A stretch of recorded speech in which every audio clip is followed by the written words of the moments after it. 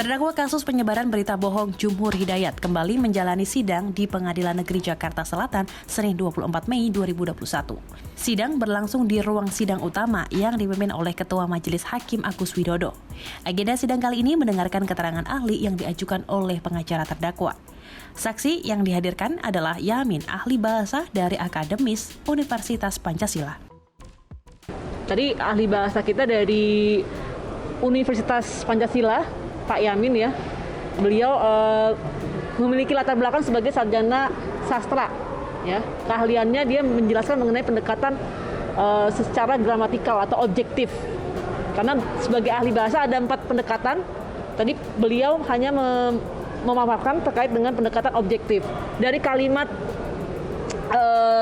postingan Pak Jumhur ini, beliau mengatakan bahwa dari kalimat tersebut ada kalimat partikular, yakni ada kalimat yang, ya. Yang itu maknanya itu tidak semua berarti Omnibus Law itu menurut ahli bahasa ya, tidak semua adalah buruk lah, intinya seperti itu ya. Karena kan spesifik. Ya, buruh bersatu tolak Omnibus Law yang akan jadikan bangsa kuli dan terjajah. Kan yang itu berarti maknanya adalah partikular. Seperti itu. Jadi saksi ahli bahasa pada kali ini ya meringankan terdakwa ya. Menurut kuasa hukum Jumhur Hidayat, postingan Jumhur Hidayat harus dilihat berdasarkan 3 aspek, yakni konteks, konten, dan korteks.